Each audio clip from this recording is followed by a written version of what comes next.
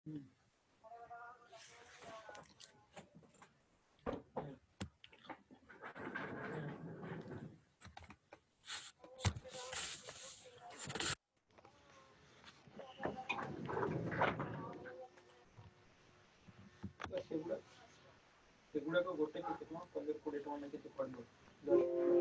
Krishna. Hare Krishna. Hare Krishna. Hare Krishna Prabhuji. Hare Krishna.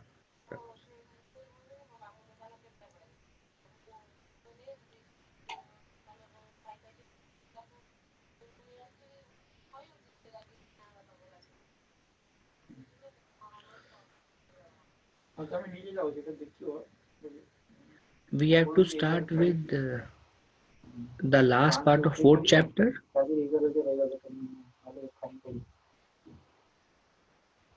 Is that correct? Yes, Prabhu. 4.22, I think we have discussed actually.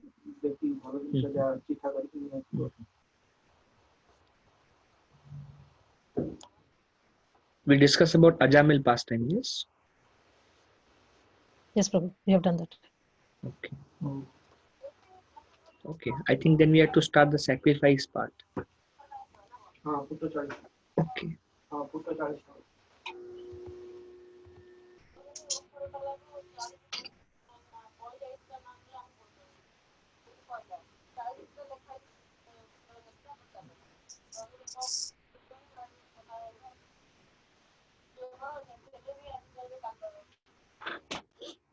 Hare Krishna Prabhuji.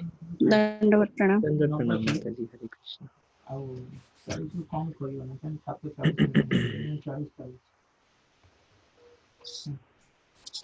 Okay. Om Agyantimirandhasya Gyananjana Shalakaya Chakshurunmilitam Yena Tasmai Shri Guruve Namah Shri Chaitanya Manobhishtam Sthapitam Yena Bhutale Swayam Rupa Kadamayam Dadati Swapadanti Vandeham Shri Guru Shri Utapada Kamalam Shri Guru Vaishnavamscha Shri Rupam Sadhajatam Sahagana Raghunathanvitam Tam Sajivam Sadvaitam Savadhutam Parijana Sahitam Krishna Chaitanya Deva Shri Radha Krishna Padan Sahagana Lalita Shri Vishakhanvitamscha He Krishna Karuna Sindhu Dinabandhu Jagatpate Gopesha Gopika Kanta Radha Kanta Namastate Tapta Kanchana Gaurangi Radhe Vrindavaneshwari Vishabhanu Sute Devi Pranamami Hari Priya Vancha Kalpatarupesha Kripa Sindhuvya Evacha Patitanam Pavanebhyo Vaishnavebhyo Namo Namaha Jai Shri Krishna Chaitanya Prabhu Nityananda Shri Advaita Gadadhara Shri Vasadi Gaura Bhaktavinda Hare Krishna Krishna Krishna Hare Hare Hare Ram Ram Ram Hare Hare Mukhum Karoti Vachalam Pangum Langaite Girim Yat Kripa Tamaham Bande Shri Guru Dinatarina Paramananda Madhavam Shri Chaitanya Ishwaram.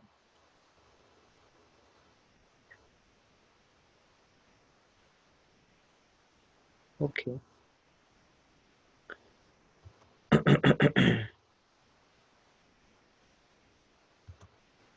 So we are continuing with the fourth chapter. Acronym for the chapter that we were discussing is EARS. E stands for Eternal Education. A stands for Accurate Understanding. R stands for Removing Reactions. And last week we discussed about um, Akarma,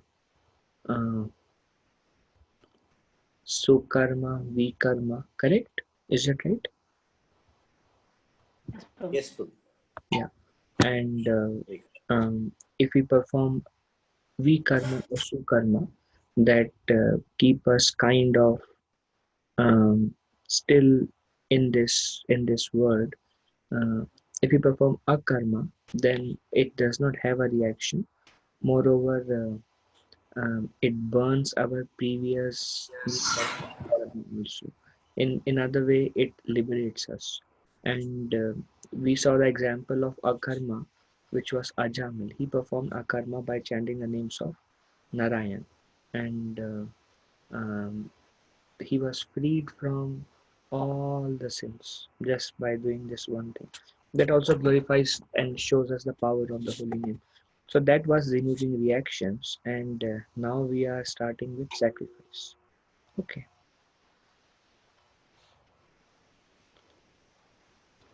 All right. Someone would like to begin? Anybody would like to volunteer? I'll do that, Prabhuji.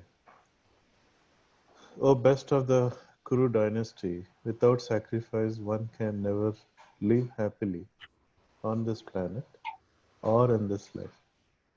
What then of the next? So Krishna is telling one must perform sacrifice.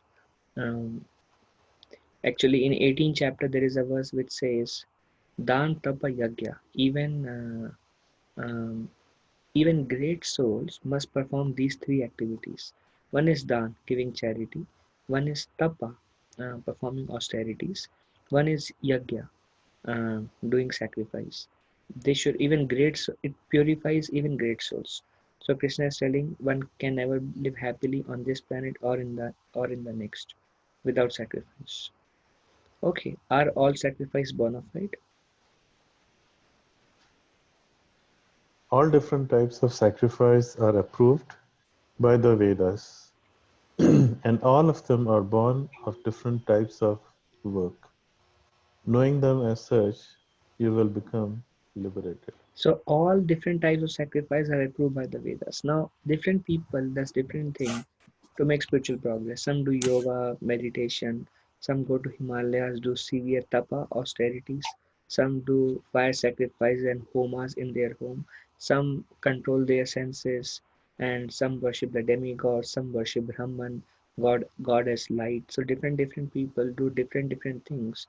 The goal of all of them in some way or the other is spiritual in some way or the other. So, and they are doing all these things. Actually, they are all described by Krishna in Bhagavad Gita in brief, but in Vedas they describe the exact procedure. So there are so many sacrifices mentioned, and Krishna is telling they are all approved. It's not mental speculation. Knowing them as such, you will become liberated. And Krishna will clarify for something for us. Okay, maybe we can go in rotation one by one. Yes, Yes, Prabhuji. Prabhu. Deepika, Of the please great go ahead.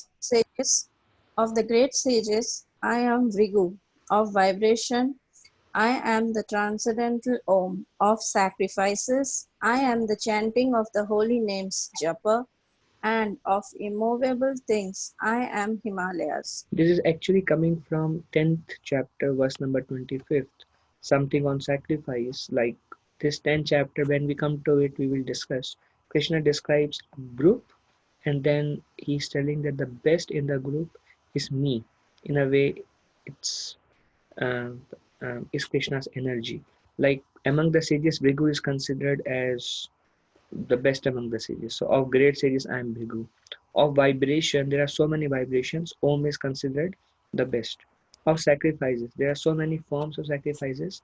I am considered the chanting of the holy names, Japa. And of immovable things, I am the Himalayans. So just Krishna emphasizing that how there are many sacrifices described in the Vedas, like some of them I mentioned before. One cannot live happily in this life or the next without performing sacrifice. And here Krishna is mentioning in Bhagavad Gita that how japa or chanting of names of the Lord is the best among all the sacrifices. Okay, now what is the goal of this sacrifice?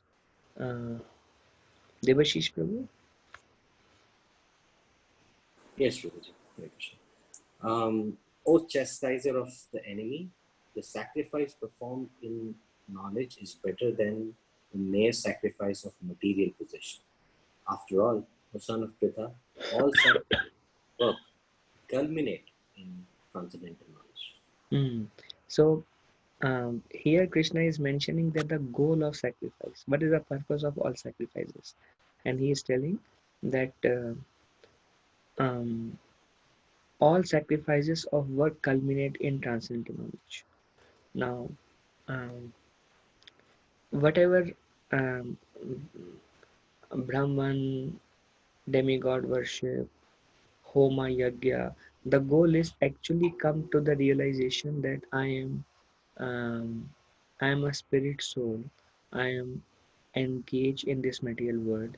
This material world is a place of suffering where there is repeated birth, repeated death, repeated old age, repeated disease, birth after birth. And I can be happy in my direct connection with the Supreme Lord, which is my natural position. Now, this is knowledge. And the purpose of these sacrifices is to come to that realization. So, now different people do different things. Some different people take different time to come to the realization. Ultimate goal is that, and this is Krishna's recommendation.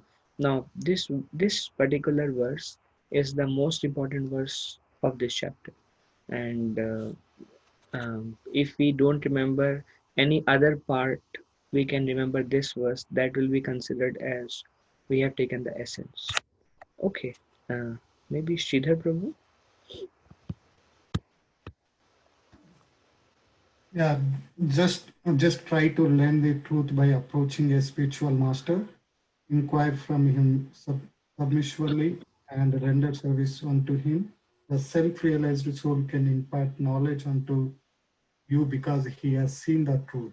So, because the purpose of all different sacrifices is culmination of knowledge.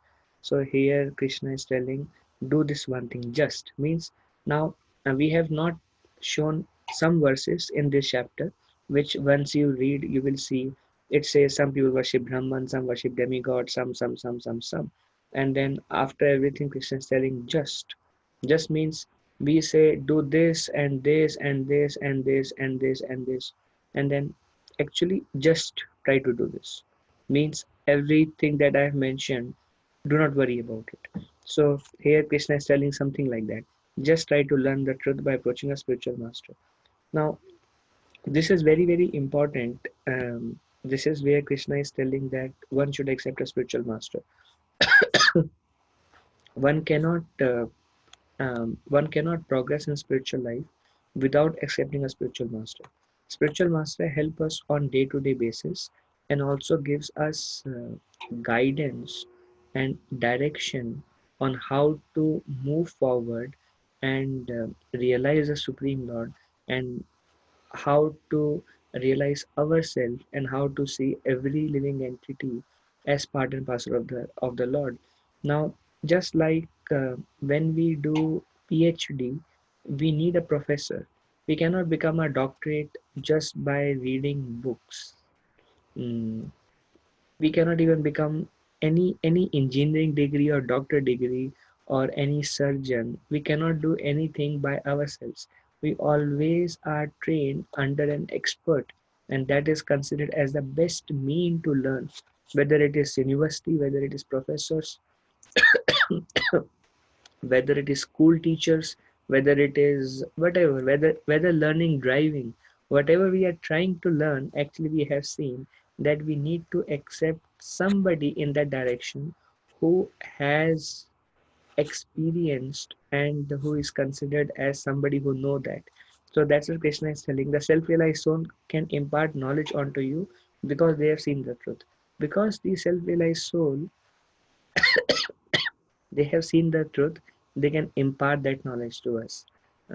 Actually, it is said that when we hear from saintly people, especially when we take initiation from a spiritual master, it's not the knowledge which the spiritual master gives, it's the faith which is transferred, because they have such deep faith.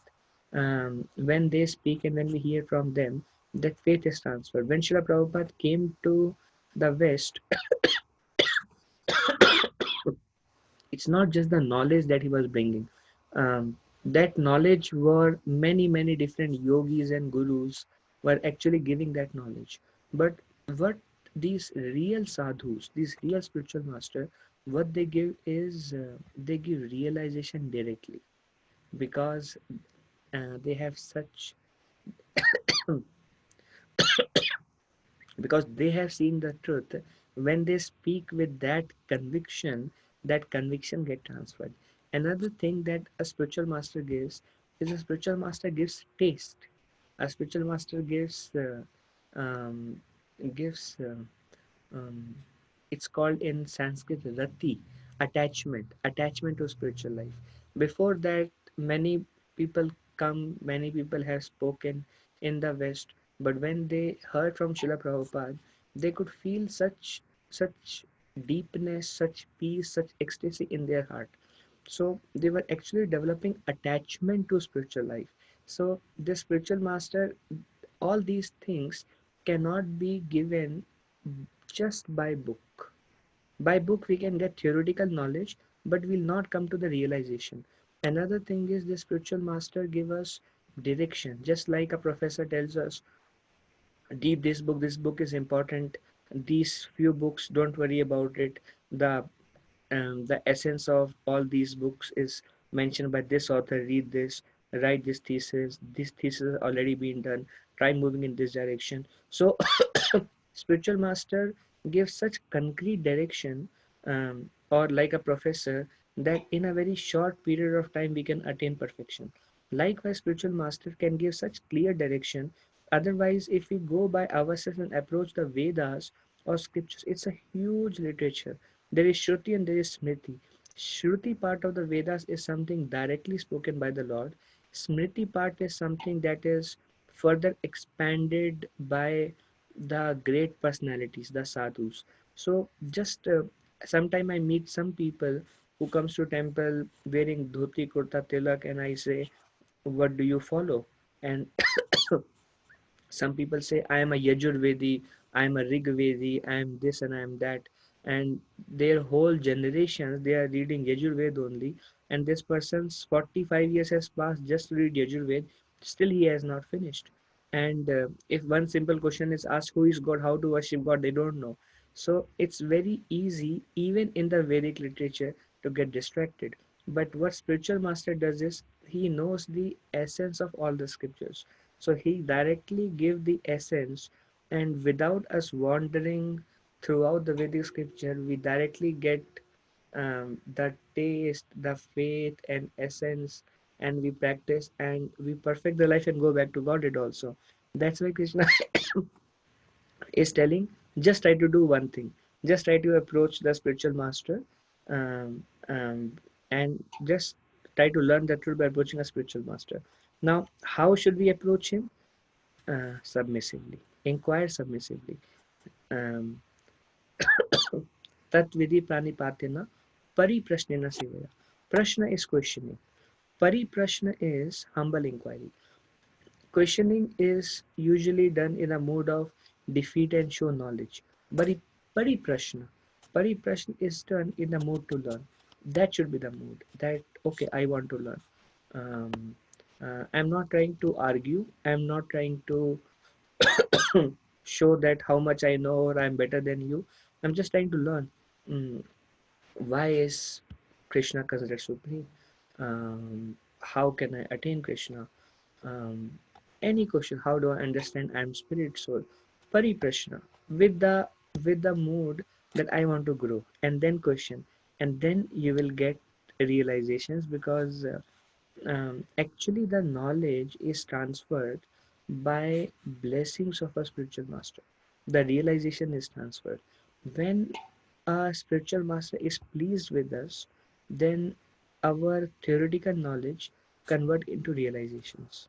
So the blessings of sadhu is extremely important.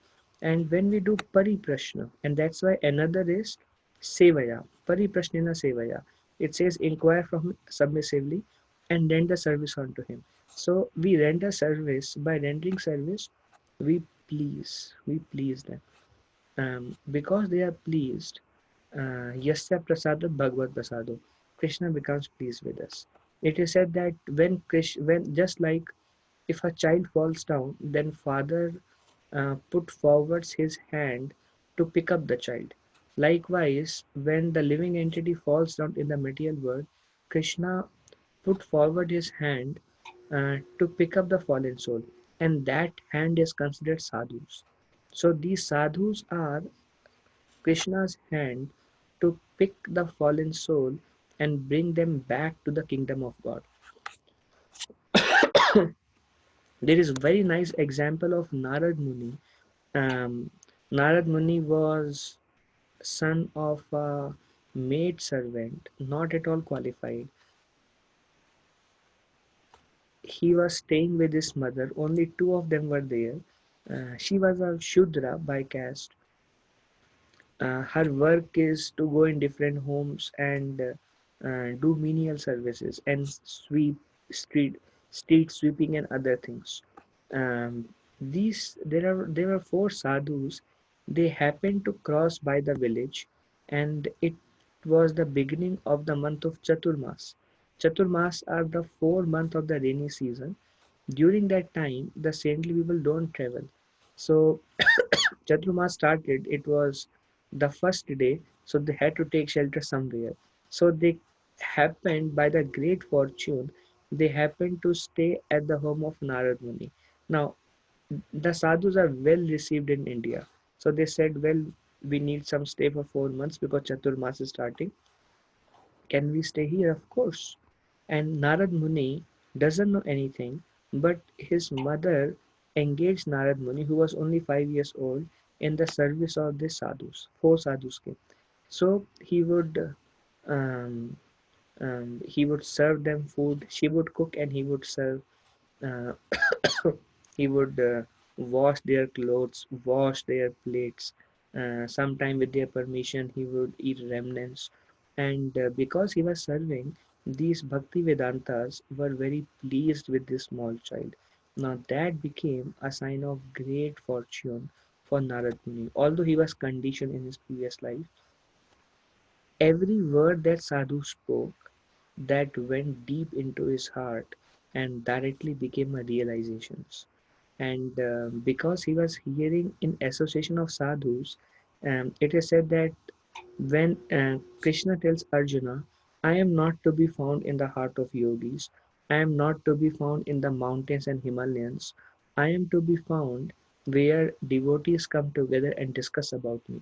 So that because Krishna personally comes and exists where Krishna Katha is going on, there is such taste, attachment that is developed. So Narad Muni, although um, playing and sporting and different, he has different ways to derive pleasure. When he heard from the sages, because he was rendering service, and in their association, he felt completely drawn towards what the sages were speaking, towards Harikatha, towards serving the sages. It brought him such attachment.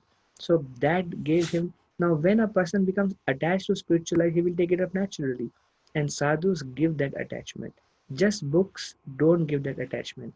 And he became so attached that after 4 months they left, and he felt intense separation from the sages. Uh, but he was already having deep realizations because of the mercy of sadhus. Then very soon after, within few months, his mother was bitten by a snake, and his mother passed away. Now Narad Muni became an orphan. His name was not Narad Muni. He became an orphan, and he took it because he became so self-realized. He took it as Lord's mercy, and he started walking towards the north because Himalayas are in the north. He started walking alone, a 5 year old boy. And on the way, he sat down under a tree. He was very thirsty. He drank some water from the river. He sat down under the tree and he started meditating on the Lord. And because of the blessings of Vaishnavas, he saw Vishnu face to face. And he was completely overwhelmed by the love that he experienced directly coming from the Supreme Lord. And then the Lord disappeared and he became very agitated. He tried to focus very intensely to remember the Supreme Lord Vishnu, but he could not. And he opened his eyes, became very disturbed that why can't I see Vishnu again? And then he heard the voice of the Lord, and the Lord said, you are still not fully purified, and I cannot be seen unless one is fully purified. But I gave you my darshan just to increase your faith and attachment towards me. Now you will not be able to see me in this life again. But if you continue practicing what you are practicing, then by the end of this life, you will become a traveling sage and your name will become Narad Muni and you will become famous in all the three worlds. And this all happened not just because he took a book and he read, but because the sadhus gave him the attachment, the faith, the knowledge, the taste, uh, everything.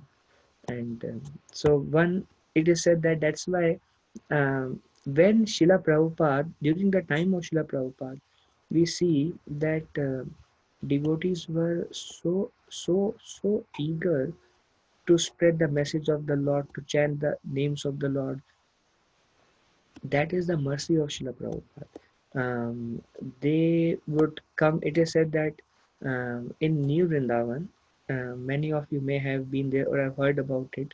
It's a place around 5 hours from where I live.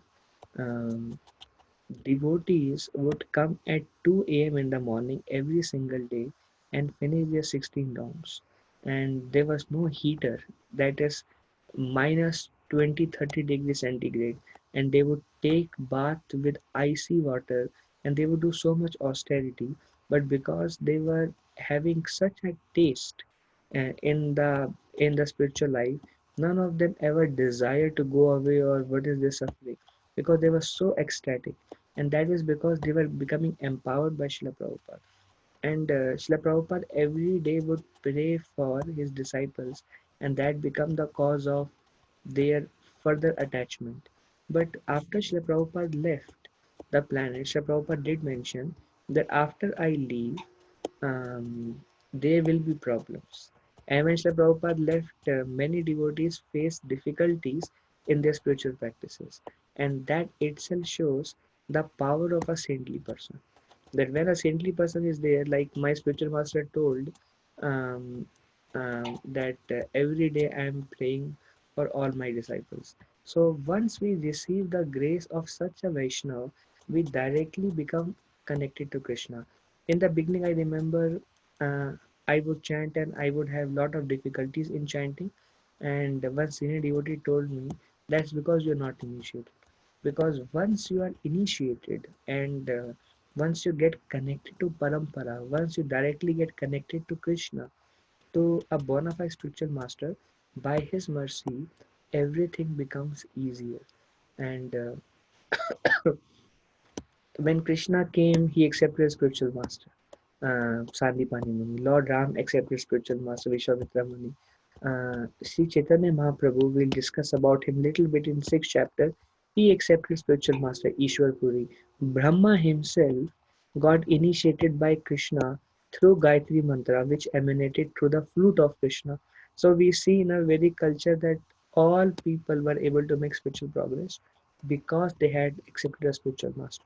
And this is Krishna's Arjuna accepted Krishna as his spiritual master. He says, now I surrender unto you. When we have somebody who is our spiritual master and we know that he is my well wisher, the kind of love they show, and um, the just by their being pleased with us, spiritual life becomes so nourishing and fulfilling to the heart. And that's why Krishna is telling, just try to do this one thing: approach a spiritual master, accept a spiritual master, render service to him, inquire submissively, and he will be able to impart that knowledge because he's Tattvadashi, he has realized it. Alright, any question on this part?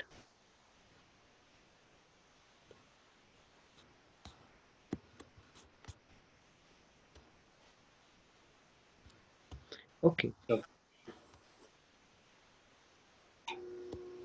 okay. Navya Mataji. Dear Prabhuji, having obtained effect of such knowledge, having obtained real knowledge from a self-realized soul, you will never fall again into such illusion. For by this knowledge, you will see that all living beings are but part of the Supreme, or in other words, they are mind. That they are mind. What will happen if you accept a spiritual master? Krishna says in previous verse, they will impart knowledge to you because they are Tattvadashi, they have seen the truth. What will happen once I get the knowledge from a spiritual master? We will never again fall into illusion. We will have a much clear conviction. This is all mercy. Krishna consciousness is a path of grace. By the path of grace only, by the by the grace only, actually it is possible for us to go back to God. Actually, Srila Prabhupada, in fact, in one of the purport in Srimad Bhagavatam, he says, if someone thinks that he can become self-realized without association of devotees, then he is living in a great hallucination, for it is not possible. And we have seen that without association, it's extremely difficult to actually make spiritual progress.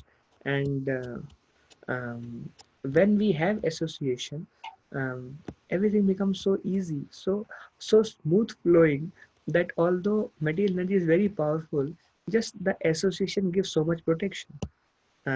That's mystical how it works, but it just happens. So when we get initiated and we are living in association of devotees, we never fall again into such illusion over a period of time. And by this knowledge, we can start seeing every living entity as part and parcel of the Supreme. This vision Sadhu gives us.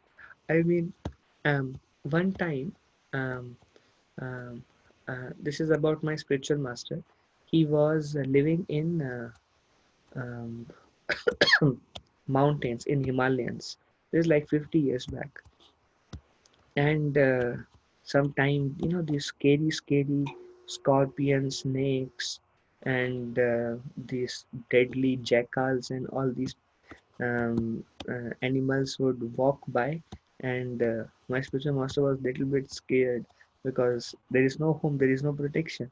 And the sadhu with whom he was living, he said, if you are afraid of them, then they will sense it and they will attack you. But if you are not afraid of them, if you can see them as part and parcel of the Lord, if you can see the vision of a sadhu that he loves every living entity and sees Krishna in every living entity, and compassion towards them, then they will not attack you if you can develop that feeling. And my spiritual master says, because I was living in his association, I actually started seeing all, when I would see whether an elephant or a lion or a jackal, I would see them as they are spirit soul engaged in this body for whatever karma in their previous life, and they are also trying to connect with the Supreme Lord. It's just they don't know. And when he said power of association, because of the association with whom he was living, because that sadhu could see all the animals and living entity with that consciousness, he started seeing them also like that. So by that knowledge, we'll be able to see every living entity as part and parcel of the Supreme, and they belong to the Lord. Okay, uh, Yugendra Prabhu.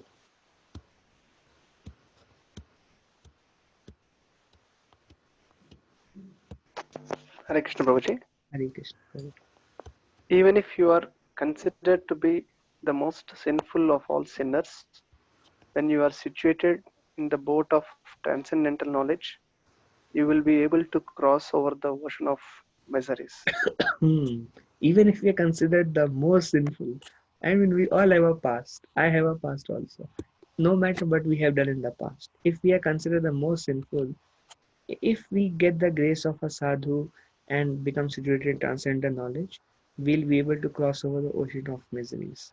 It doesn't matter what is our past. There is a saying: every saint has a past, every sinner has a future. Means every sin has a past. Doesn't matter. One should never look at a saintly person based on his past, but one should look the saintly person. All right, he's a devotee. That's all that matters. And every sinner, although they may be very happy doing sinful activities, but they have a dark future. Every past has a dark saint in a way. So every saint has a past, every sinner has a future. How to convert jnana into vijnana, knowledge into realization. Okay, Prabina Mataji. Yes, Prabhu. In this world, there is nothing to sublime and pure as transcendental knowledge. Such knowledge is the mature fruit of all mysticism, and one who has become accomplished in the practice of devotional service enjoys this knowledge within himself in due course of time.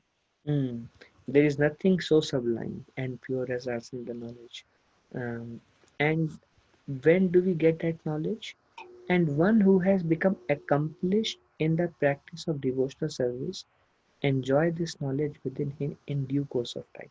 This is very instructive, that although we may accept a spiritual master will give us, but we have to personally realize it ourselves also by the practice of devotional service. Spiritual master trains us at every step, and he helps us, but we have to do it.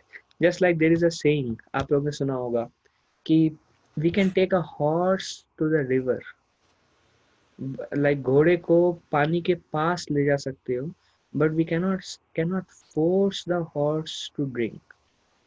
So likewise, the spiritual master gives everything and he shows us the way, but we have to walk ourselves.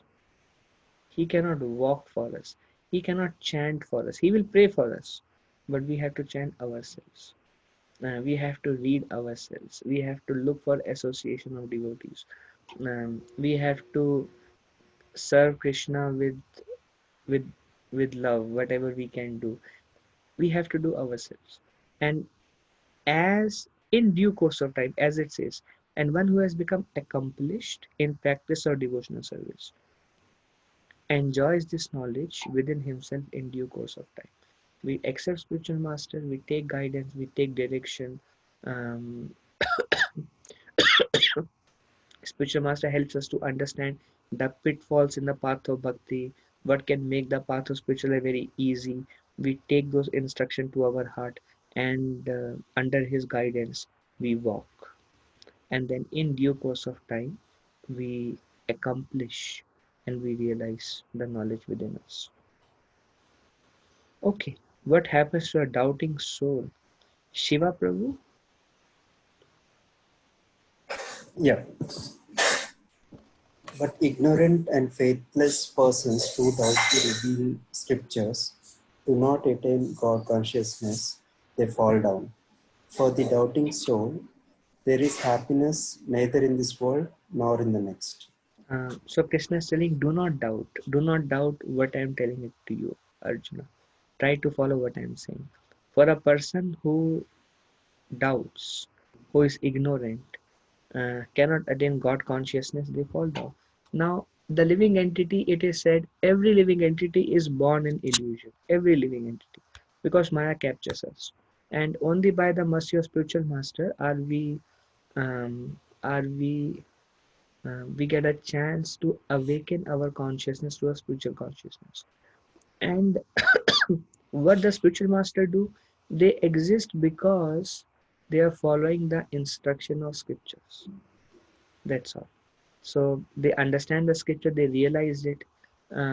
So our only hope is scriptures like Bhagavad Gita and Shrimad Bhagavatam, which is actually the giving us the light in this dark dens of ignorance, where everything is only concerned about selfishly trying to enjoy pleasure which is temporary in this world, just waiting for disease, old age, and death to come.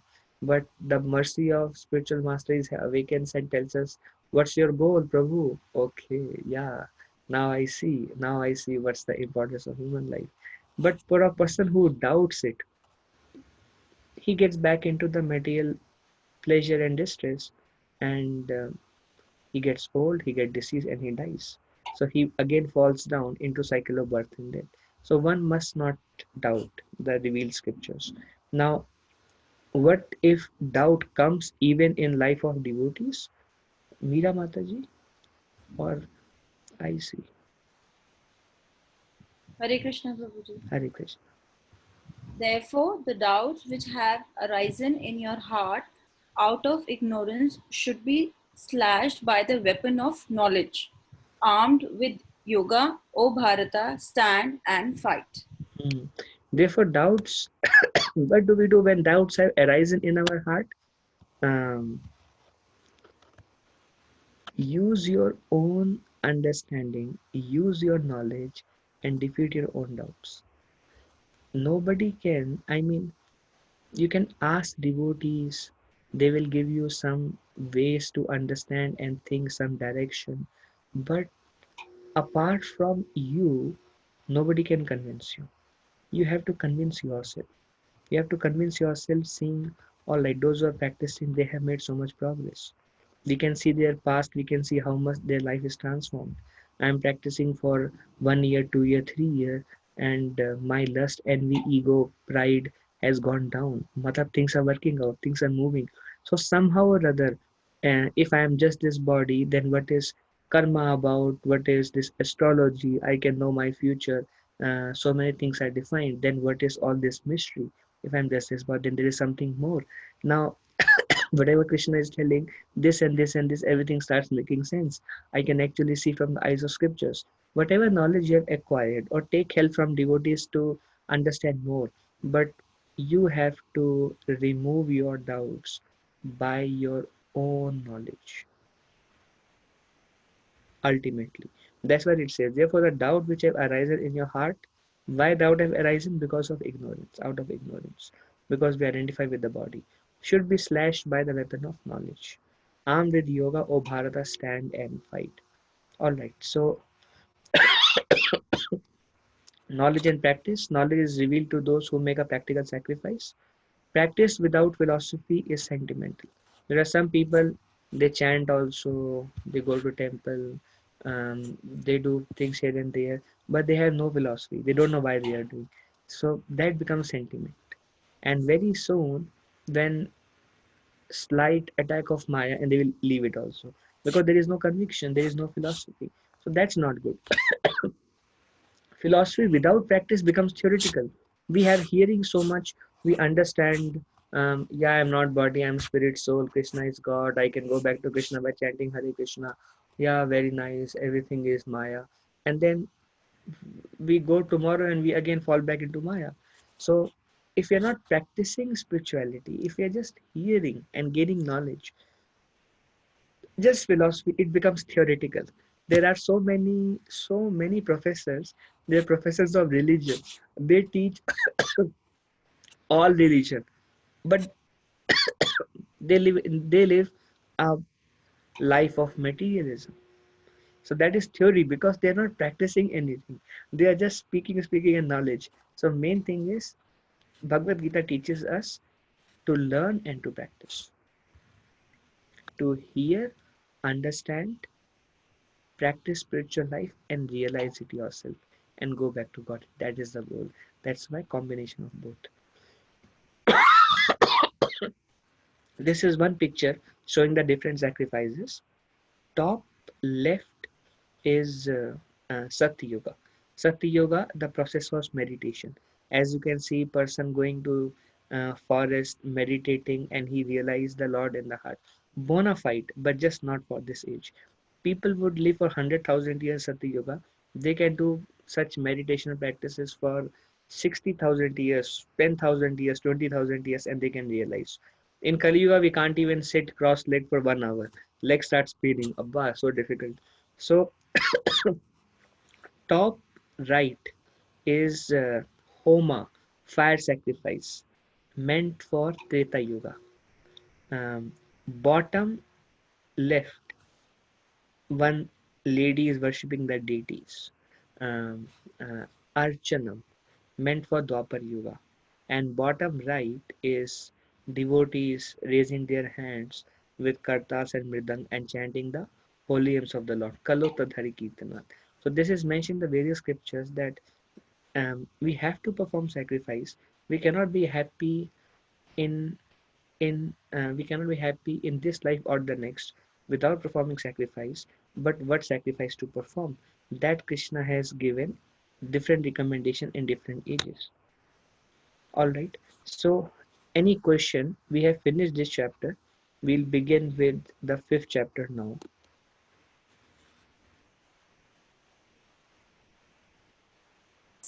Prabhuji, our Sankirtan Yajna is also it's also meditation, right? It's japa meditation, right?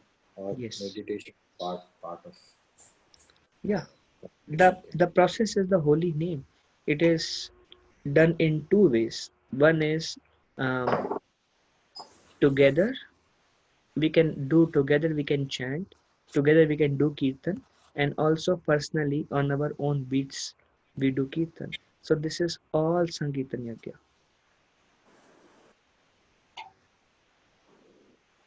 Okay, Prabhuji. Any other question? Hare Krishna Prabhuji. Mataji, yes. Yes. How Guru will come into our lives? In we In, have to do something. in near future, we'll do a seminar on how to find a bona fide spiritual master in our life. But in at this point of time, we try to come to chanting 16 rounds of Hare Krishna Maha Mantra every day, read Bhagavad Gita, associate with devotees, discuss Bhagavad Gita, practice, and once you reach 16 rounds and once your faith has sufficiently grown, then you can ask me and I can assist you in finding a bona fide spiritual master. The main process is, it is said, by the mercy of Krishna one gets a guru, by the mercy of Guru one gets Krishna. So when we are very sincere in our spiritual practices, Krishna will send a guru and reveal Guru to us. And that guru will take us back to Godhead. So it's a very important stepstone in our spiritual life that we accept a spiritual master, and spiritual life will become so um, relishing, positive, simple, easy, uh, um, nectarian, etc. Spiritual life will become something that's what it is now. There is nothing else. Everything else is part of my duties, but my main goal is with one direction, one road, one path, walk, and directly go back to God. Is that all right? Okay, Prabhu. Thank you, Prabhu. Initially, try to come to 16 rounds and read Bhagavad Gita systematically, starting from introduction, first verse, purport, second verse, purport. Keep reading. Don't worry if you don't remember anything in the past. Keep reading. Try to finish. We are already together. We discuss Bhagavad Gita. There is good association, and slowly, as you become more and more sincere, Guru will come. All right. Thank you, Prabhu. Okay. Hare Somebody Krishna, was Prabhuji. Yes, Hare this is Krishna. David. Haribol. Prabhuji, how important is to, can you please throw some light in on Shiksha Guru and Diksha Guru, and how important it is to have a Shiksha Guru? And of course, you have mentioned about Diksha Guru already. Now, we can discuss more in this Guru seminar, but there are four types of Guru. One is Path Pradaksha Guru, who shows us the path to Krishna consciousness, who brought us to Krishna consciousness. He is Path Pradaksha Guru. If you have heard the story of Mara Dhruva, then Suniti, his stepmother, she told Dhruva that people who have certain desires, they go to Vishnu and they worship. And you should also try to do the same thing, and the Lord will help you. That's all she said. She is not a Diksha Guru. Diksha Guru was Narad Muni. For Dhruv Maharaj, Diksha Guru was also Narad Muni. Both were same. Um, but the path was shown by her mother. Go to forest and they get all the desire fulfilled by the grace of Vishnu. So that is Path Pradaksha Guru. Then there is Shiksha Guru. Shiksha Guru is who gives knowledge, who discusses the scriptures, who um, who gives guidance at certain level. That is Shiksha Guru, who works with on a day-to-day life. Then there is Diksha Guru. Diksha Guru are pure devotees of the Lord. It is said that one may have in one's life many Shiksha Gurus, but one Diksha Guru. Diksha Guru is directly connected to Krishna and is fully realized, a pure devotee of the Lord. So, Siksha Guru helps us to take and connect to Diksha Guru. In the previous yugas, the students would go and live in the ashram and they would receive knowledge and they would receive knowledge um, and they would only become their Diksha Guru. So in the past, most of the cases, Shiksha Guru, Diksha Guru were kind of same. But it is not practical in this day and age because um, very limited Diksha Gurus, millions of people, something like that. So now Shiksha Guru, Diksha Guru are usually different. So that is Shiksha Guru, Diksha Guru, and one is Cheta Guru. Cheta Guru is who is sitting in your heart, who is Paramatma in your heart, who is guiding us, who is guiding you. When we do something wrong, he speaks, ye galat hai, ye mat karo. When we do something right, he encourages by giving us experience of spiritual life, um, by giving us understanding what we can do, what we cannot do. We hear from Siksha and Diksha Gurus, and this Cheta Guru Paramatma at the time of need brings that knowledge back to us. देखो वो सुना था ना, वो मत करो, वो मत करो. So Cheta Guru is someone who is helping us minute to minute. Is that all right, Devashish Prabhu? Yes, Prabhuji. And you said once somebody is that sincere, um, the guru will come to his or her life. So is it applicable to both Shiksha Guru and Diksha Guru? Now, um, it can be seen that Diksha Guru are the pure devotees of the Lord, and Siksha Gurus are representative of Diksha. Our spiritual master, um, when he wants to help us, when Krishna wants to help us, the representative of one of a spiritual master will approach us. But that's actually the mercy of Diksha Guru. Diksha Guru is somebody who becomes our life and soul, kind of. And he extends his mercy through Shiksha Gurus. Is that all right? Yes, thank you. Okay. Any other question on this subject matter? Okay. At this point of time, uh, being sincere, trying to understand Bhagavad Gita, trying to apply Bhagavad Gita teachings, trying to practice spiritual life through association, reading, chanting names of the Lord um, is sufficient. And over a period of time, as we become more and more sincere, all arrangements will be made. Everything will start working out in such a way that you won't even know how things are moving and you will find yourself back to Godhead. Everything will fall in place. Just be sincere and at every stage try to do what we are discussing Bhagavad Gita, what Krishna wants us to do. Try to follow the guidelines and then see what happens.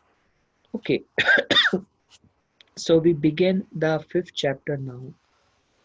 We have half an hour. This chapter is again Karma Yoga, and the acronym for this chapter is STEP. Every chapter is like a step. In every chapter, we are learning more and more things. Like fourth chapter, we discussed about the history of Bhagavad Gita millions of years back, how everything depends upon how we desire. As we approach Krishna, Krishna reciprocates accordingly. Then we discuss about how can we become free from reactions by performing a karma and differentiating that good karma, bad karma are not actually good, but it's the devotional activity which is the highest, which will free me. And then we saw the power of the holy name. And then we saw how sacrifice is most important. And the sacrifice for this age is chanting of the names of the Lord. And the goal of sacrifice is knowledge. and the easiest way is spiritual master, and the importance of approaching a spiritual master. That was the concept we discussed in the fourth chapter. Now, fifth chapter, we discussed about stay in this world, three doers, equal vision, and peace formula. This is how to develop these things, and this goes in a flow. Every section is very well connected. Yet at the end of fifth chapter, we'll discuss the key teachings from the fifth chapter. So uh, uh, we take a small steps towards Krishna. You show your sincerity, and all help will come to you. Krishna is all merciful. Prabhupada says Krishna is more eager to have us go back to Godhead than we are to go to Him. Just like when a child runs away, the mother and father are runs away with another girl or boy, the parents are more eager to bring the child back. But the child in ignorance thinks, I'm happy without, I don't need. I'm happy without mother and father. Who cares? But the parents love him unconditionally. Likewise, we in ignorance have fallen down in this material world and trying to enjoy our own individual, personal, private lives. But Krishna is very much eager to give us a life of eternity, bliss, knowledge, something that we are always eager and looking for. It's just we don't know this what we are looking for, and we look for these things in material things, and we are always full of anxiety, and we are never peaceful. And many people, many times devotees, people come to temple, especially just visitors. They come to temple, and if we ask them what brings you to temple, most of the time we get one answer. What is that? Anxiety. They are looking for peace. When they come to temple, they feel very peaceful, and that itself is a proof that everyone is full of anxiety in this material world. If everyone is trying to become happy, yet they are not. Otherwise, why will they come to temple and look for some solace? And they will say, yeah, आगे बड़ा अच्छा लगा. Again, when they go back in the ocean of material existence, it's turmoil, turmoil, turmoil. Then they come back, बड़ा अच्छा लगा. So that itself is a proof that how divine these places are, and these vibrations of the Lord are. All right, we begin this chapter now. Now, Malika Arjun Prabhu.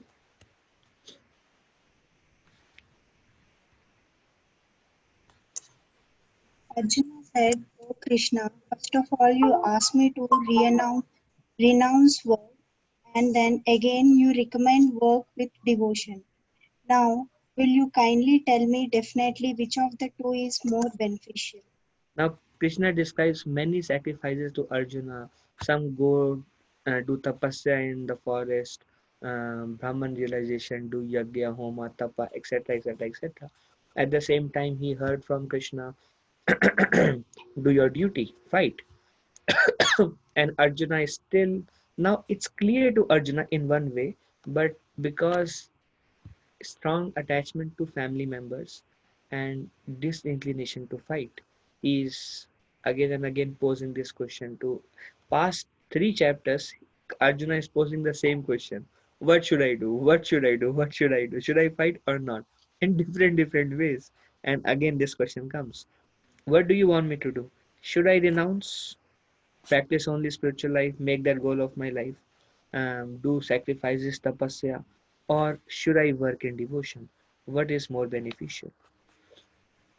Okay, uh, I think we have, who has not read? Prabhuji, I have a question. Okay, In the purport of the first verse, it's given Buddhi Yoga. yes. What do you mean by that? It's like how, Buddhi like, Yoga is same as Bhakti Yoga, Mataji. Buddhi okay. Yoga means understanding. Like Krishna describes and clarifies further in 10th chapter, where it says, Dadami Buddhi Yogam tam yena mam upayanti te. I give you the buddhi, I give you the intelligence by which you can come to me. So that intelligence comes from the Lord if we are sincere. So these two words, Buddhi Yoga, Bhakti Yoga, are simultaneously used in Bhagavad Gita. Is that all right? Yes, Prabhuji. Okay. Redmi Mataji. Prabhuji, Srinivas here, I can read. Oh, Hari. Yes, Prabhu, please. I could not understand who is that, but I just saw the name. All right. Yeah, Srinivas uh, Prabhu, the per please. yeah, Prabhuji. The personality of Godhead replied, the renunciation of work and work, work in devotion are both good for liberation. But of the two, work in devotional service is better than renunciation of the work. So some people go to Himalayas, do tapasya, renounce. They do something. Actually, their goal is liberation. They also get liberated. Krishna has said in the chapter of sacrifice, all are mentioned in the scriptures. We saw that today. All are mentioned in the revealed scriptures. One who knows this becomes liberated. Means we understand that everything that people are doing, somewhere or the other, is coming from scriptures. But at the same time, in the previous chapter, Krishna has told that to Arjuna that don't worry about whatever is written in the scriptures. Try to approach a bona fide spiritual master, learn from him, and follow a spiritual master. Just try to do this. Now, Arjuna was trying to find, should I do that thing or should I work in devotion? What should I do? Krishna is telling, of the two, both are good for renunciation, but Krishna, as a supreme authority, he is telling work in devotion is better. Work in devotion is like approaching a spiritual master and taking guidance on devotional service. Work in devotion is better than just merely renouncing of work. And why it is better, Krishna is going to explain in next few slides. Okay, Padma Mataji. Hare Krishna Prabhu. Merely renouncing all activities, yet not engaging in the devotional service of the Lord, cannot make one happy. But a thoughtful person engaged in devotional service can achieve the supreme without delay. So Krishna is telling only if you renounce, it will not make you happy. Today, if you go to Himalayas and sit down and you have renounced, there is no happiness. Why? Because actually happiness comes when we connect with the Supreme. Just by renouncing cannot make us happy. So this is first point, the edge of devotion. When we work in devotion, we become happy. Krishna says in 9th chapter, Susukham avyayam. This process of devotional service is extremely blissful. Susukham, you become very happy.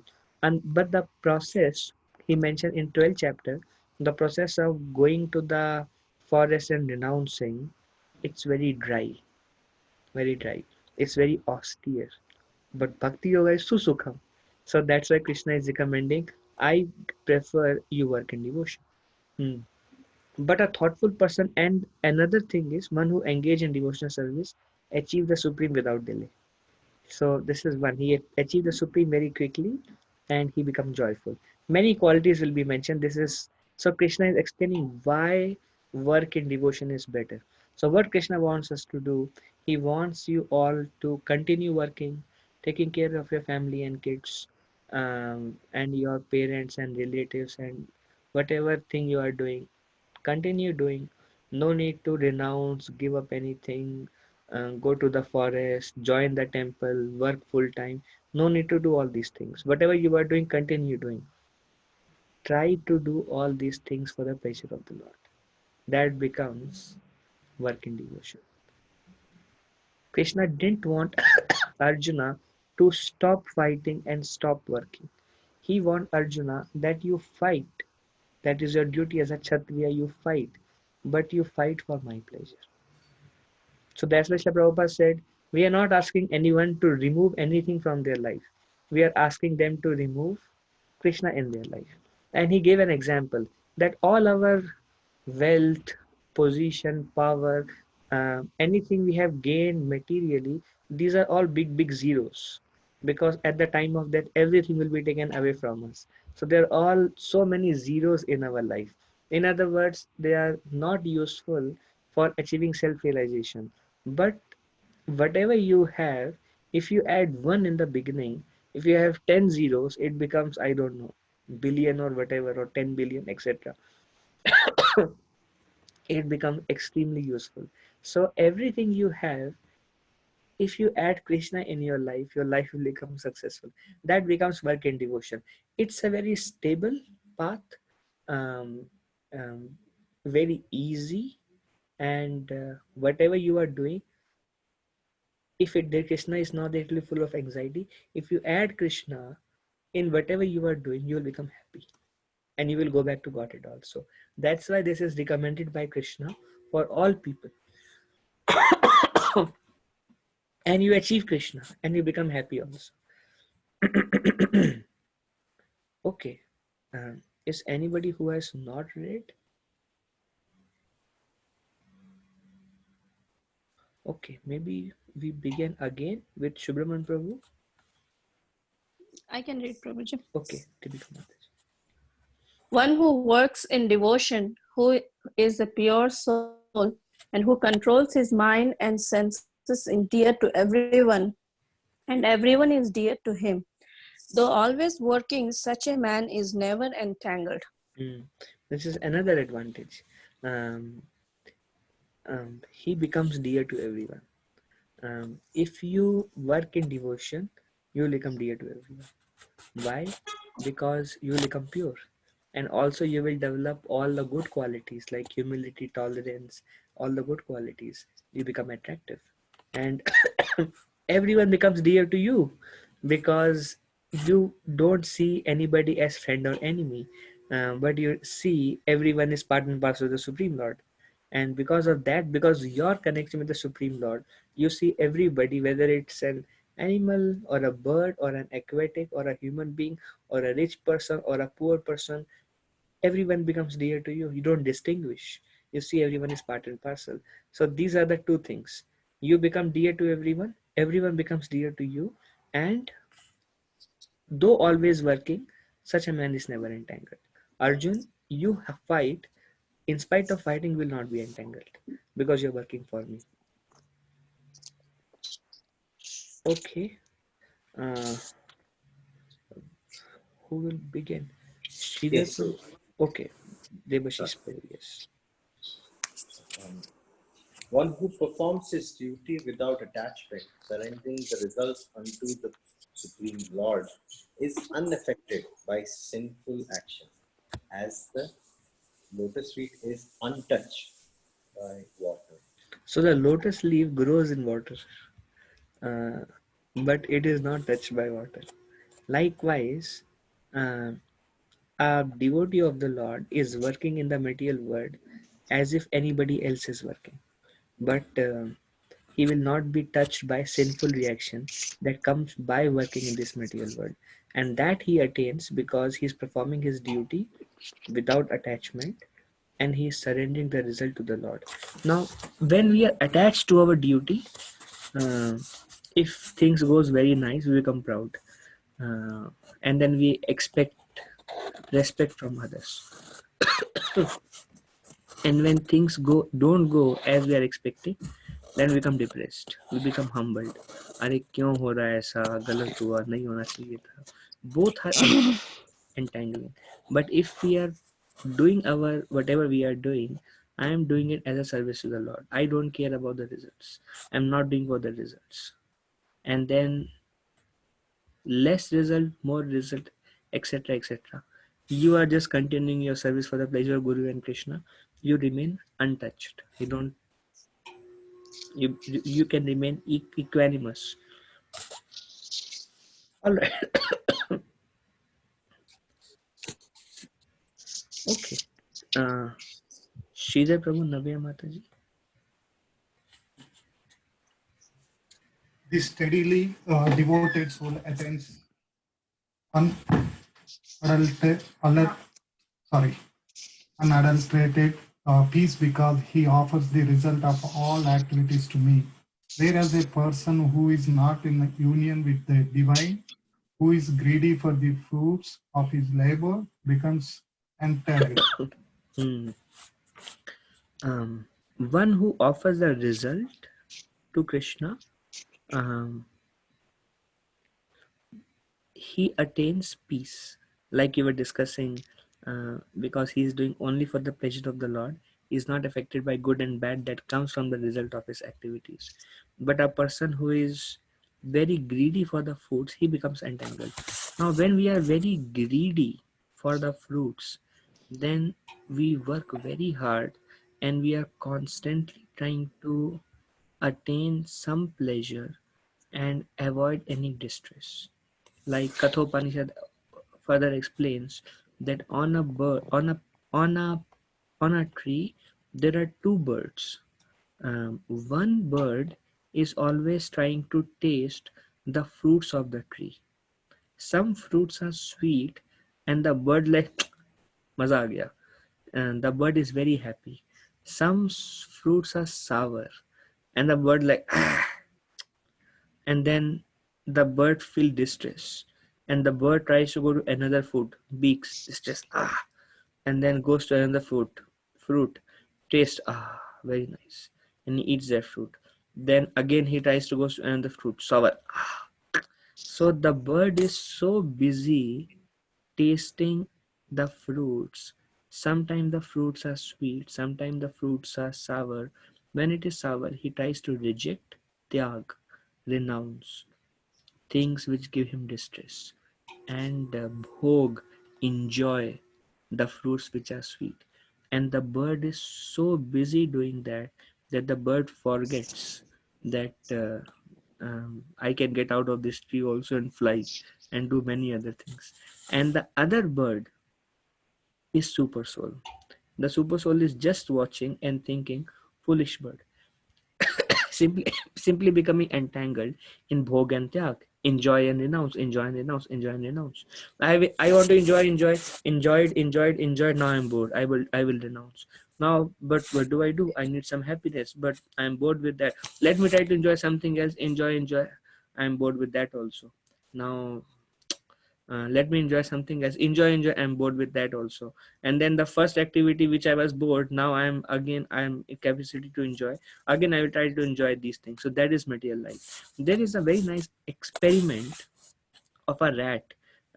This professor, what he did is he made, in India you will get this wooden cage where the rat can come inside, and there is a lever, and you attach a piece of chapati to the lever. The rat tried to eat the chapati and the back door closes, and the the rat is like caught. Now you can go somewhere far and release the rat there. So see, this is how the life is changing. Previous previous 5 years back they would catch the rat like this. Nowadays they catch a rat by poisoning the rat, by killing the rat. So this professor, he made an experiment. He brought the rat, and there were two livers. When he presses the first lever, he gets some food to eat. When he presses the another lever, he gets an electric shock. So he presses the lever, some food to eat. Amazing. Then he went to the other lever. He pressed, electric shock. I don't want it.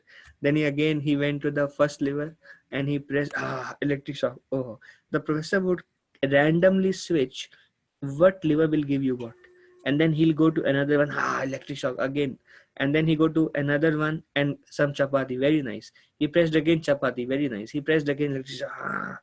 And then the rat was so became so busy with suffering and happiness that the professor opened the back door that the rat can escape, and the rat did not escape. Rat became so happy running behind, if I can get little chapati here and there. And in the course of that eating little chapati, he is getting distress and getting all the electric shock also. And he is not thinking, Are Baba, if you go out, there is the whole bunch of chapatis for you, and you are free. You don't need to get electric shock. No, I am happy in the material life. I am happy suffering. Let me try some mundane material happiness. So that's what Krishna is telling here. That unadult one who is working for the pleasure of the Lord, he is not interested in chapati electric shock. He just goes out and he is peaceful. He is doing it for the pleasure of the Lord, and he becomes free. He does not become entangled. And it's a mundane example, but because the living entity in the material world is getting connected to Krishna, he is blissful and he does not need to enjoy material happiness and distress. Okay, so benefits of Bhakti Yoga. One, it is recommended by Krishna. Krishna says, I recommend work in devotion over renouncing. Uh, it is joyfully performed. One remains unaffected like a lotus field. One does not get entangled, even though working in this world. One attains unadulterated peace because he's not attached to results. He's doing it for the pleasure of the Lord, so he's always peaceful. And he's connected to Supreme, so he's always peaceful. He becomes dear to everyone because he develops all good qualities. And everyone becomes dear to him. Okay. Navya Mataji. Sure, Prabhuji. The yogis abandoning attachment act with body, mind, intelligence, and even with the senses only for the purpose of purification. Mhm. This is something to meditate on, something to take home and sit on this verse and try to read it many times in a day and see what happens. The yogis abandoning attachment act with body, mind, intelligence, senses only for the purpose of purification. Okay, I'm using my body. Is it helping me to purify myself? If it is not, then Krishna wants me to use the body only to purify myself. How can we use the body to purify ourselves? Cleaning, cooking, and seeing everything as temple of the Lord or utensils of the Lord. However, we're using the body, mind. Am I using the mind to degrade myself? Am I using the mind to is my mental activities pleasing to the Lord? Or is my mental activities degrading? Am I criticizing, fault finding, becoming angry, scolding, etc., etc., etc.? Or am I favorable, grateful, in humility, desiring to serve? What are my mind activities? Are they used for the purpose of purification? Intelligence. Is it trying to fulfill the demands of the mind to convince how somebody else is wrong, I am right? Or is it using how can I make more progress? What do I do? And the senses. Our senses, they may have demands, material demands, but are they being used uh, for entanglement or are they used for pleasing the Lord? So here Krishna is telling a yogi uses the mind, the body, the intelligence, and the senses only for the purpose of purification. That's a stage of pure devotees. They're always using everything 100% in Krishna's service.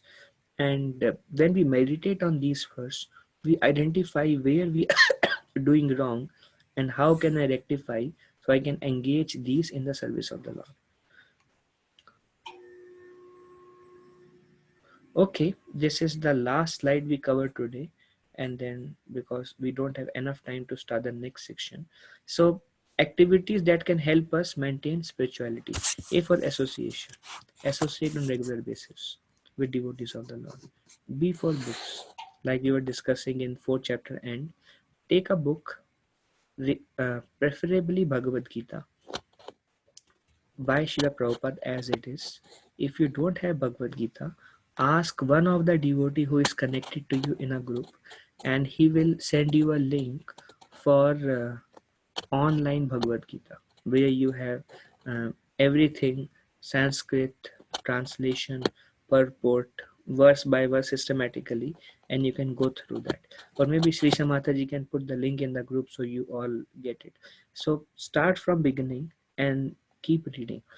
Sometimes, some many times devotees, uh, because there is no reading habit, it becomes little difficult for them to read on regular basis. But reading in group helps. Recently, Prabhupada Maharaj said, meet either every day or as frequently as you can for half an hour, there are two things that you can do. It's a very nice thing that you can try doing. You all can meet together, take a proper book, preferably Bhagavad Gita, read together. But if you just depend upon once a week reading, may not be very fruitful because it may be very slow. So something that has worked out, either meet every day and read for 20 minutes, half an hour, keep a strict time and read together. That's one option. Um, Another option is everyone makes, whoever wants to participate makes a goal that okay, we will read 2 pages every day and then meet once a week for half an hour, 45 minutes, and everyone shares what inspired them the most in 14 pages or 15 pages that they read in the last week. Fix till from here to here we will read, and take your own time, read deeply once in a week, come and discuss together, inspire each other. When you hear from everyone what inspired others, you'll be very much inspired. Oh, I didn't grab this point, because Paramatma acts differently to everyone. Just by receiving inspiration from everyone, your understanding of what you have read will further deepen. And then again, I used to do that before. That's how my first reading of Bhagavad Gita happened, because I was not so motivated to read. Then one devotee would tell me, all right, Prabhu, we will finish one chapter in a week. That was too fast. It was very difficult for me because sometimes it was too much. And after 1 week, uh, we both will discuss what I liked and what he liked. And that's how we finish one chapter down, then next chapter, then next chapter, then next chapter. That's how we finish 18 chapters. And it was helpful. So somehow, if you are self-motivated, if you can read by yourself, very nice. um, Still, it's nice to participate in group discussion. Some devotees, what they do, which also works, is I know there is devotees from India, there is devotee from US. Logistics are different, but sometime what devotees do is every day morning, just before work, they dial in 20 minutes. This is like not a lockdown period, regular 20 minutes. They read and they go. So their reading is done because everyone wants to read. They take a book, they read, and they do it every day or maybe 5 days a week. So somehow or other, association with books, Srila Prabhupada books. That way you are growing every day. Then we are not depending just once a week. Here we'll discuss the overview, the connection, take question answers, but your personal leading will help you grow faster. Then chant the names of the Lord. We chant this mantra: Hare Krishna, Krishna Krishna, Hare Hare, Hare Ram, Ram Ram, Hare Hare. Use beats to chant the names of the Lord. If you do not have beats at home, uh, request a friend you are connected to, ask them to ship a beats to you. One beat has 108 uh, 108 beats, one mala, japa mala. Start from the first one and go all the way to the end, and use this as a mudra. You can always search on YouTube how to use the beats, ISKCON how to use the beats, and you will get a YouTube video. It will become very easy for you. And chant this mantra, preferably morning time. Best Brahma Muhurat. Brahma Muhurat is 1.5 hours before sunrise. That is the best because the time is mode of goodness, and you don't even need to take shower. You can just get up and do your rounds, and then you can do your routine duties. Somehow or other, fix a number of rounds, preferably even number: 2 round, 4 round, 6 round, 8 round. um, Chant a fixed number every single day. Once you feel I am comfortable on this number, increase. Do not go in a comfort zone, increase there. One, if you feel that chanting these many rounds, it's little difficult for me, but I may be able to manage, that's the number you should keep yourself at. And then you, if you feel now 6 rounds is very simple for me, I don't even know, I just get finished, time to increase. So continuously increase till you reach 60. That is the ideal number, and that is about chanting. This chanting will help you to make a direct relationship with Krishna. You'll be able to experience Krishna through these holy names. Srila Prabhupada mentions that 99% of our progress is through the chanting of the names of the Lord. Rest of the thing, association and books, will actually encourage you to take up the process of chanting, because this is the summary of all the scriptures. Sarva Vedeshu Dishyate, Nata Parataropayo. You will not be able to find any other process. Sarva Vedeshu Dishyate. If you go through all the Vedas, what is that? Hare Krishna, Krishna Krishna, Hare Hare, Hare Ram, Ram Ram, Hare Hare. Iti Shodakshanam Nam Nam, Kali Kalmashunasanam. It will help you, deliver you from the age of Kali, take you back to Godhead, remove its supremely powerful means and the only means. There is another verse which says, Hare Nam, Hare Nam Eva Kevalam. Keval means only. Hare Nam, the name of Hari. Hare Nam Eva. Eva is certainly. Eva Kevalam, certainly is the only way. Kalau, in this age of Kali, Nashti Eva. Nashti Eva. Nashti Eva Gati Anyatha. Nashti Eva, there is no other way. Nashti Eva Gati Anyatha. This is again from Padma Purana, which is describing that in Kali Yuga. Now, if you read Vedic scriptures, you will see some people chanting different mantras. Like Dhruv Maharaj was chanting Om Namo Bhagavate Vasudevaya. That is a mantra for Sati Yuga. So the recommendation changes based on the age. But if you go through all the scriptures, then you will actually realize what is recommended process for this age of Kali Yuga. Is it meditation? Is it yoga? Is it chanting the names of the Lord? Is it sacrifice? Is it worshipping the deity? They all are bona fide process, but one is recommended. Through that, you will make maximum progress. So do this chanting and diet. Diet means whatever you cook, offer to the Lord. Try to do this ABCD on daily basis in your life. This is called ABCD of Krishna consciousness, or the best ideal way to make spiritual progress. Do these four things every day. By reading books, you are actually taking association of Srila Prabhupada. So chant the names of the Lord, read Srila Prabhupada books, and whatever you cook, offer to the Lord. Very simple. Just keep a plate in front of the Lord and say Hare Krishna Maha Mantra 5 times and say, My Lord, everything belongs to you. Please accept it. And then take it back. Very simple. So do these four things every day, and that way you can maintain your spirituality on a daily basis. Sometimes devotees, probably when we discuss Bhagavad Gita, we feel very good, but then after 2 days, again everything drops. That's probably because we don't have a personal practice of maintaining our spirituality at home. This will maintain. All right, it's 10:59. This is something. Uh, okay, I will read. One may cleanse himself daily by taking a bath in water. But if one takes a bath even once in the sacred Ganges water of Bhagavad Gita, for him the dirt of material life is altogether vanquished. Just like we clean ourselves by water, likewise by reading Bhagavad Gita, we clean our consciousness, we clean our chitta, we purify our soul. Once if we read Bhagavad Gita, once if we understand Bhagavad Gita chapter 1 to chapter 18, everything will come here. All right, it's 11. Anybody would like to ask anything? Otherwise, I am done for today.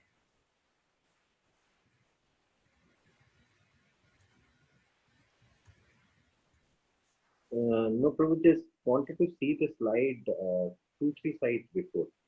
Just wanted to see.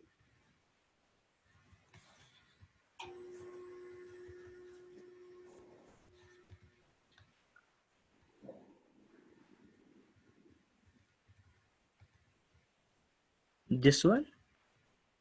And this is 5.11, abandoning attachment. And Prabhu, you were saying that we should contemplate on this verse, right? Mm.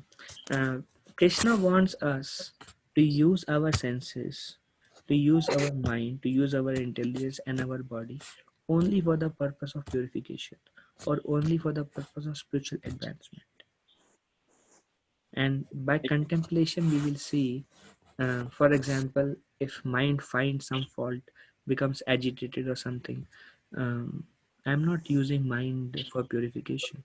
My mind is actually right now entangling me. All right, I should not do this. I'm not. Um, I'm not using the senses or like seeing anything, touching anything, smelling anything, tasting anything which is favorable to my Krishna consciousness. So I'm not using my senses in a favorable way. So I should not do this. So a yogi, it's contemplation and then try to practice. Use mind, intelligence, senses, and body for the purpose of making advancement Krishna consciousness. Is it all right?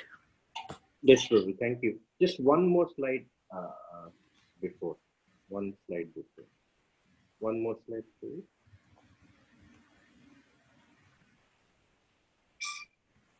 Okay. So this is also 512 in that. Okay. All right. Yes, thank you. Thank you very much. Very, very grateful to all of you. Very, very grateful. Vanchakalpa tarubhesha kripa